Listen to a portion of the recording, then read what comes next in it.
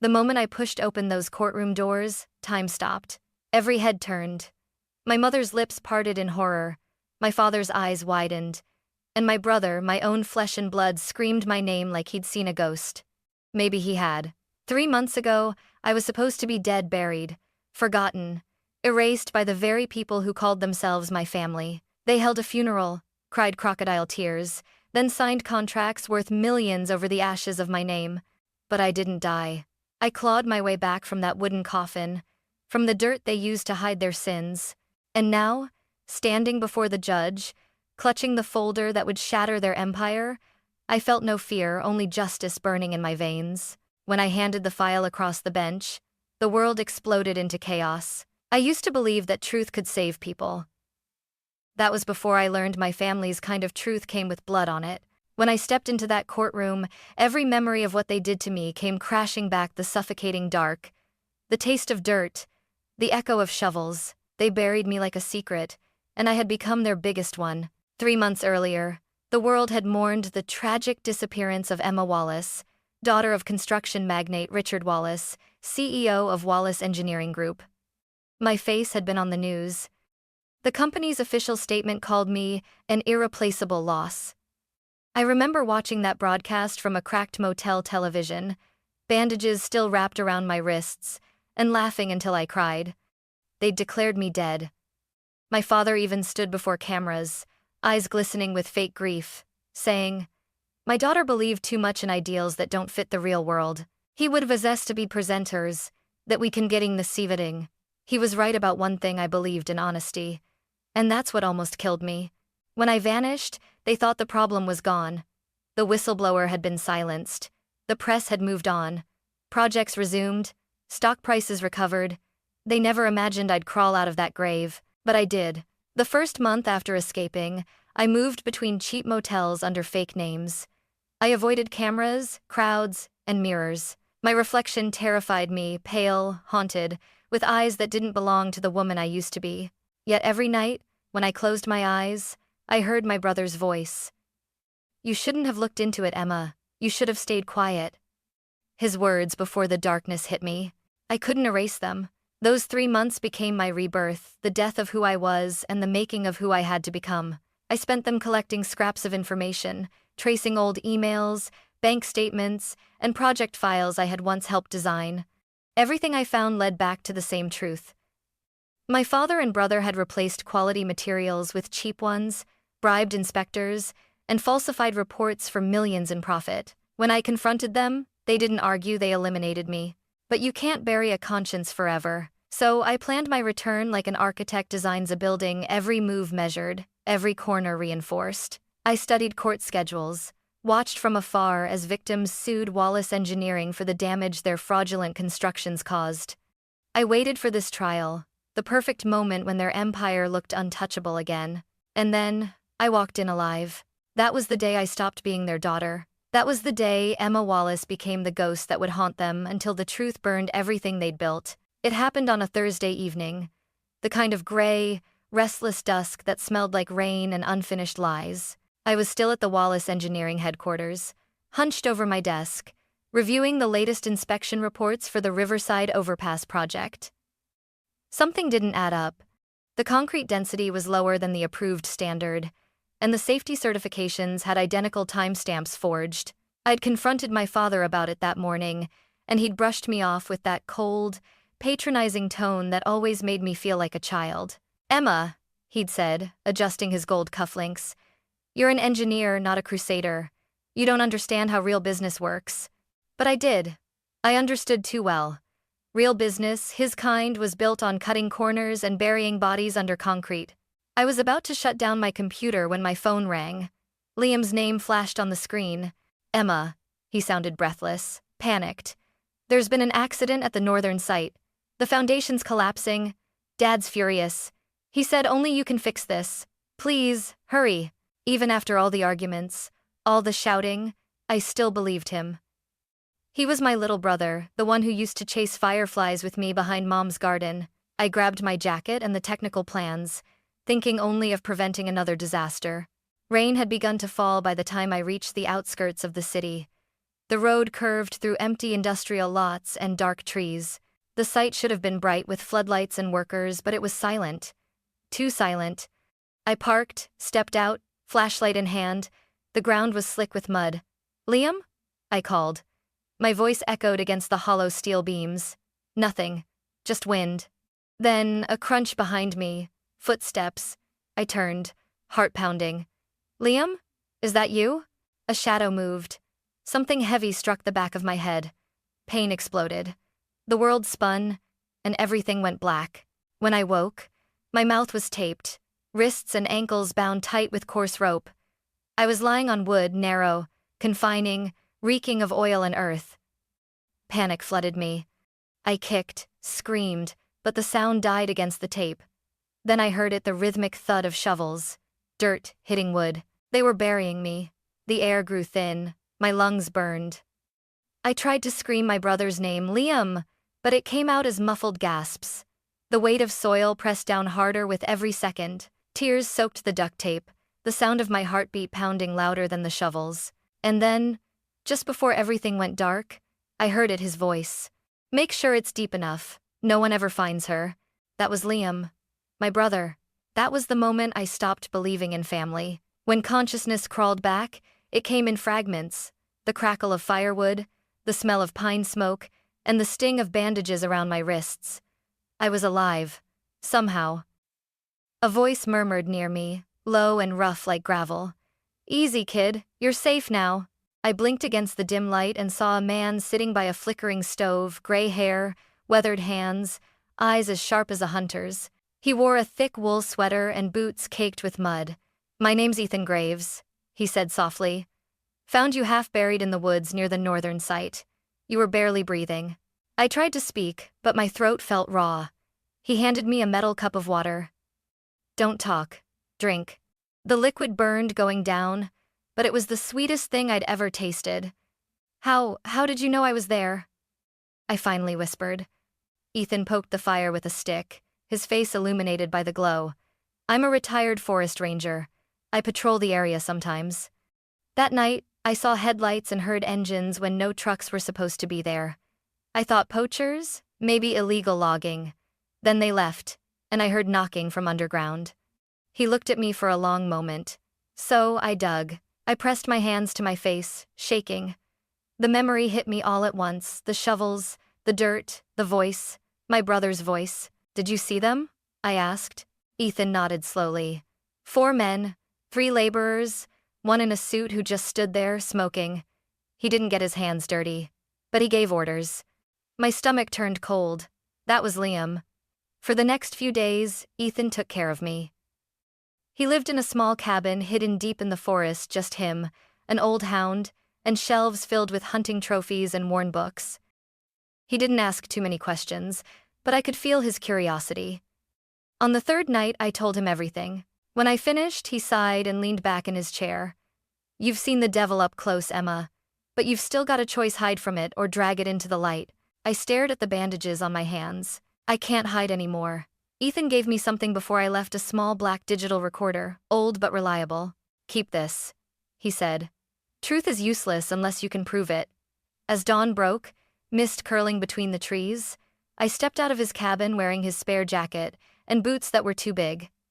My body still ached, but my heart had hardened. I looked back once. Ethan stood in the doorway, arms crossed. "You going to war, kid?" I managed a faint smile. "No," I said. "I'm going home." When I returned to the city, it no longer felt like home. The skyline that once symbolized my family's success now looked like a monument to deceit. Every steel beam, every glass window in those towers had been bought with silence and blood, mine included. I rented a small, windowless apartment above a mechanic's shop in the industrial district. The smell of oil and dust clung to everything. It was perfect, anonymous, invisible. I dyed my hair black, cut it short, wore oversized hoodies, and hid behind thick glasses. The woman in the mirror wasn't Emma Wallace anymore. She was a ghost built from fury. For the first week, I barely left the room. My head still ached from the wound, and nightmares came every night. I'd wake up gasping, clawing at invisible dirt. But fear soon turned into focus. I had Ethan's recorder, my laptop, and an old flash drive I'd taken from my office before everything went wrong. That was enough to start. Days blurred into nights as I pieced together the puzzle. I traced project budgets, compared invoices, and discovered fake subcontractors' shell companies created under my brother's name. Each document screamed corruption. Every missing dollar was a coffin built for someone else. But I needed proof that tied them to me to my death. So I followed Liam. He hadn't changed much. Still drove his silver Tesla. Still wore those smug designer suits. Still carried himself like the world belonged to him. I tailed him from afar through the reflection of shop windows, through crowds at coffee shops, through the tinted glass of his office building. He had a routine: morning gym, lunch at a rooftop bar, then late-night meetings he didn't want anyone to see. One evening, he slipped into a dim bar called the Copper Fox, a place where businessmen went to make their sins disappear in expensive whiskey. I sat 2 booths away, pretending to type on my laptop while my phone recorded. Liam met a tall man with a scar across his cheek and oil-stained hands. The man leaned forward. "The job's done. No one's gonna find her." Liam's voice was low, almost casual. "Good.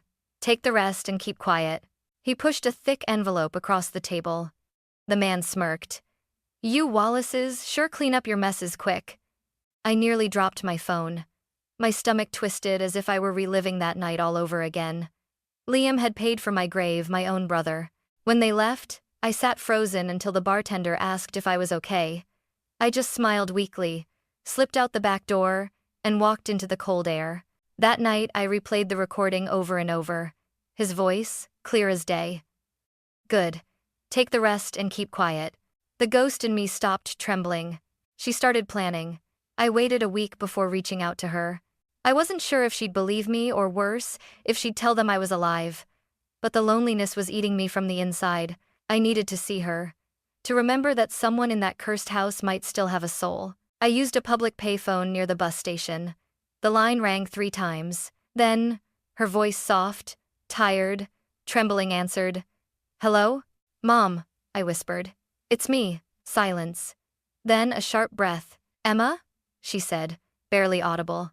No, that's not possible." "It's me, Mom. I'm alive. Don't say my name. Just listen." Her sobs filled the line. "Oh God. I knew it. I knew something was wrong. They said you died in an accident, but I never believed it." We agreed to meet the next day, the old park by the lake. The one with the broken swing where she used to take Liam and me as kids. It was drizzling when I arrived. I wore a black coat, hood up, heart pounding like a drum. When she appeared, I almost didn't recognize her. Her hair, once golden, was now silver. Her face carried the kind of grief that doesn't age you, it hollows you out. "Mom," I said, stepping from the shadows. She froze, eyes wide, hand over her mouth. "Emma," she whispered, as tears streamed down her cheeks. "My baby." She ran to me, trembling, and I caught her in my arms. For a moment, we just stood there, crying in the rain like 2 broken souls who'd finally found each other again. "I tried to tell them," she said, her voice shaking. "Your father, he told me it was an accident. But the way he avoided the topic, the way Liam wouldn't look at me, I knew." I told her everything: how Liam had called me that night, how I'd woken in a coffin, how a stranger had pulled me out. I showed her the recording on my phone. When she heard Liam's voice say, "The job's done. No one's gonna find her," she covered her mouth and gasped. No, not my son." She sat on the wet bench, hands trembling. "I raised monsters," she whispered. "One greedy, one obedient. And I just stood there pretending not to see." I placed my hand over hers. "You can still help me, Mom. You're the only one who can." She looked up, eyes red but burning with resolve. "What do you need?" "I need proof: files, letters, contracts, anything that ties Dad and Liam to the fraud." She nodded slowly. "I know where he keeps them. The safe in his office. He still thinks I don't remember the code." That night, she sent me a text from an unknown number. "It's done. Check the package locker at Union Street." Inside, wrapped in an old silk scarf, was a flash drive and a note written in her delicate handwriting. "End it, Emma. End the lies for both of us." The night I opened the flash drive, my hands were shaking so badly I almost dropped it. The files inside were everything I'd hoped for and everything I feared. Emails with city officials arranging unrecorded payments. Bank transfers to ghost accounts under fake names. Project blueprints altered after government approval. And handwritten notes, my father's looping signature scrawled across the bottom. Use cheaper materials. No one will notice. It wasn't just fraud. It was murder disguised as business. I stared at the evidence until my eyes burned. Every click of the mouse was a memory, every signature. Another nail in the coffin they'd built for me. I thought of the victims of the bridge collapse, of their families who still believed it was a construction error. My father had ruined lives and buried the truth under concrete. He'd tried to bury me too. But now I had the power to bury him. I couldn't go to the police. He had friends there, people who owed him favors. If I filed a report, it would vanish before morning. No, I needed the whole world watching, so I set the trap. I created an anonymous email account, one that couldn't be traced. Then I spent 3 nights drafting my message, rewriting it until every word dripped with quiet precision. To the editors of the Washington Post and the New York Herald, attached are files exposing criminal activities within Wallace Engineering Group, included evidence of financial fraud, bribery, and an attempted murder to silence a whistleblower. You'll find the truth. The rest I'll reveal soon in person. When I clicked send, my breath caught. I felt the air shift, as if the city itself was holding its breath. 2 days later, it exploded. Headlines flooded the internet. Wallace Empire under investigation. Documents suggest CEO covered up fatal project flaws. Missing daughter may be alive. I watched the chaos unfold from the corner table of a diner, hood pulled over my face, stirring a cup of cold coffee. On the TV above the counter, my father stood before reporters, jaw clenched. "These accusations are baseless," he said, his voice steady but his eyes frantic. "Our company is built on integrity." Liam stood behind him, pale and sleepless. My burner phone buzzed. It was a message from Mom. "He's furious." Liam's breaking. "They're talking about going back to the site to make sure you're really gone." My pulse quickened. It was happening. I replied with only 2 words. "Let them." That night, I packed my camera, Ethan's recorder, and a flashlight. The drive back to the forest was silent, except for the rain hammering the windshield. The same road. The same trees. The same dirt that once tried to swallow me whole. But this time, I wasn't the one being buried. This time, I was the one waiting. The forest was silent that night, the kind of silence that feels alive, breathing with the ghosts of what it has seen. I parked the old pickup truck a mile from the site and continued on foot, my boots sinking into damp soil. The air smelled of rain and rot. My flashlight cut through the mist in thin, trembling beams. Every step felt heavier, slower. This was where I had died once. The trees seemed to lean closer, whispering the memory of my screams back to me. I crouched behind a fallen log and waited. Minutes stretched, then headlights. A black truck crawled down the dirt path, tires hissing in the mud. It stopped a few yards from the clearing where they had buried me. 4 figures climbed out. 3 were laborers, the same kind of men Liam had once hired to do the dirty work. And the 4th, my father. Even from a distance, I could recognize that proud, unshakable silhouette. Richard Wallace, still wearing an expensive suit under a raincoat, like money could protect him from the truth. Behind him stumbled Liam, flashlight shaking in his hand. His face looked thinner, haunted, as if sleep had long abandoned him. "Here," my father barked. "Start digging." The men obeyed without a word. The shovels struck the earth with hollow thuds, the sound echoing through the woods like a slow heartbeat. Each scoop of dirt sent chills down my spine. I turned on Ethan's recorder. Click! The shovels hit something solid wood. One of the men wiped sweat from his brow. "Found it, boss." "Open it," Dad ordered. The lid cracked open with a groan. The stench of wet wood and decay filled the air. The men stepped back, uneasy. "It's empty," one whispered. Silence. Liam's flashlight slipped from his hand. "No," he muttered. "That's impossible." My father leaned forward, his voice sharp, low, deadly. "What do you mean empty?" I swear, sir. We buried her right here." Dad's fist slammed into the man's face. "Do you think I'm a fool?" He turned to Liam, his voice rising, cracking through the rain. You said she was dead. Liam's lips trembled. I saw it. I saw her stop breathing.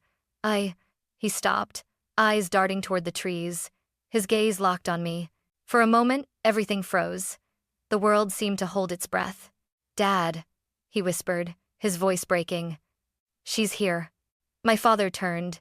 His eyes met mine, the same cold blue eyes I'd once inherited but no longer recognized. For the first time, I saw fear in them. I stepped out from the shadows, camera recording, rain glistening on my hood. Hello, Dad, I said quietly. He staggered back. Emma, the men dropped their shovels. Liam's knees buckled. You buried me, I said. You made sure there was no trace left. But here I am. Emma, Dad's voice softened, trying to regain control. You don't understand. It was an accident. An accident? I snapped. You ordered them to dig my grave. You called my death a solution. Liam was shaking. I didn't mean to, Dad said. I just wanted to fix things. By killing your sister? I shouted. You called me crying the night of the bridge collapse. You said we had to tell the truth. What happened to that, Liam? He broke then completely, dropping to the ground, hands in his hair, sobbing. I thought you were dead. I thought. You made me dead, I screamed. The camera's red light blinked steadily. Every word, every confession caught in the rain-soaked night. Dad's mask finally cracked. You think this changes anything? He growled, stepping closer. I built this company. I built everything you see. You want to destroy it over a mistake? Over some ideals you don't even understand? I didn't move. No, I want to destroy the lie you built on people's graves and on mine. He lunged forward, trying to grab the camera. I stepped back, slipping slightly in the mud. Give it to me, Emma. The men froze, not daring to interfere. Liam grabbed his father's arm, shouting, Stop it, Dad. Let go, Richard roared, shoving him aside. But Liam stumbled backward, hit the side of the truck, and collapsed, crying out in pain. I pointed the camera squarely at my father. Smile for the world, Dad. This is the last time anyone calls you respectable. He froze, breathing hard, eyes darting between the lens and my face. Then, slowly, his shoulders dropped. He saw it in my eyes, the finality. Emma, he whispered, voice trembling now. I didn't mean to lose you. It is a sol cod intermining. You already did, I said, my voice breaking. The moment you decided your empire was worth more than your family. For a long second, no one moved. Rain hissed through the trees. Then I turned off the camera, slipped it into my jacket, and stepped back. I'll see you in court, I said. The headlights flared, cutting through the mist as I walked away, their shouts fading behind me. My heart pounded, but I didn't look back, because this time I wasn't the one being buried. This time, I was the one holding the shovel. The courthouse was overflowing that morning, reporters crammed shoulder to shoulder, victims holding banners, cameras flashing like lightning. The air buzzed with that heavy tension right before a storm breaks. I stood outside for a moment, watching the rain streak down the tall glass doors. My reflection stared back at me, pale, sharp-eyed, unrecognizable. The woman in the mirror wasn't a victim anymore. She was the reckoning. When I finally stepped inside, everything stopped. Gasps rippled through the courtroom as I walked down the aisle. My heels clicked softly against the polished floor, the same sound I'd heard in nightmares, only this time it was real, deliberate, mine. My mother was seated near the back, her hands clasped tightly, eyes wide and wet. My father sat at the defense table, jaw clenched, flanked by lawyers in expensive suits. Beside him, Liam looked like a ghost, pale, trembling, eyes rimmed red. The judge adjusted his glasses, stunned.